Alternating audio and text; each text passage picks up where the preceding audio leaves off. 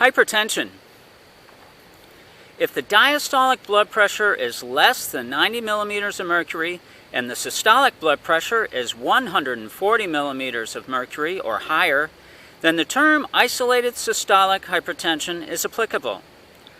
Isolated systolic hypertension is believed to result from the pathophysiology of aging and portends an increased risk of cardiovascular morbidity and mortality. A marked or sharp increase in diastolic blood pressure is considered a hypertensive crisis, which may represent either a hypertensive emergency, an elevation of diastolic blood pressure accompanied by acute target organ injury, or a hypertensive urgency, severe hypertension without signs or symptoms of acute target organ complications. Pathophysiology. Hypertension is a heterogeneous disorder that may result either from a specific cause, secondary hypertension, or from some underlying pathophysiologic mechanism stemming from an unknown etiology, primary or essential hypertension.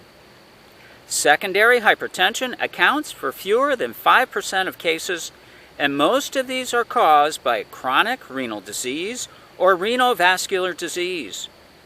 Other conditions causing secondary hypertension include pheochromocytoma, Cushing's syndrome, primary aldosteronism, coarctation of the aorta, and exogenous substances such as estrogens, glucocorticoids, licorice, sympathomimetic amines, non-steroidal anti-inflammatory drugs, chronic alcohol use, tyramine-containing foods in combination with monoamine oxidase inhibitors.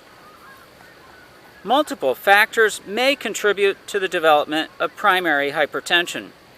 Postulated mechanisms include a pathologic disturbance in the central nervous system, autonomic nerve fibers, adrenergic receptors, or baroreceptors.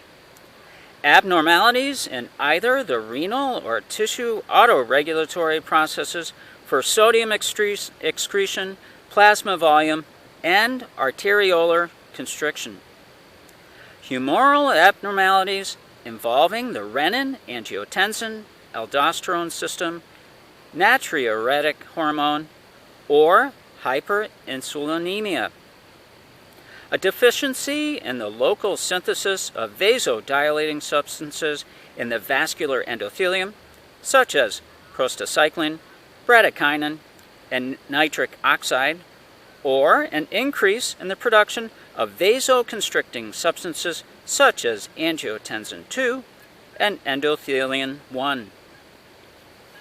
Increased sodium intake together with an inherited defect in the kidney's ability to excrete sodium, leading to an increase in circulating natriuretic hormone, which inhibits intracellular sodium transport, resulting in increased vascular reactivity.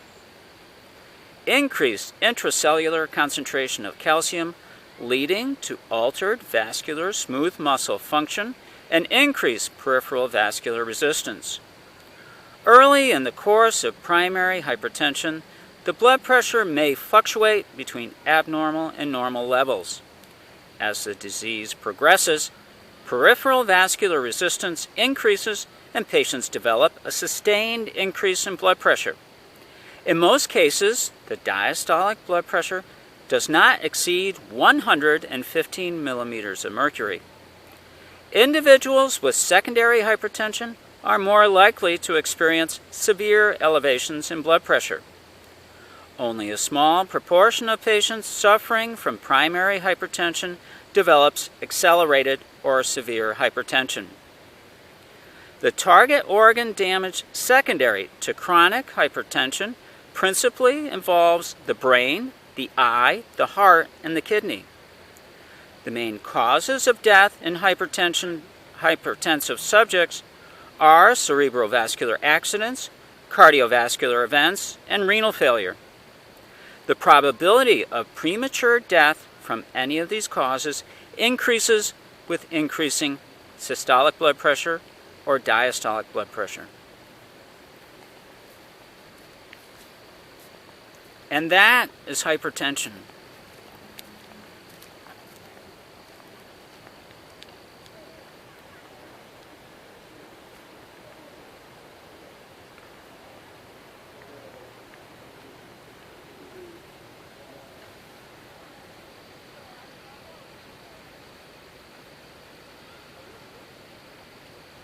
Have a great day.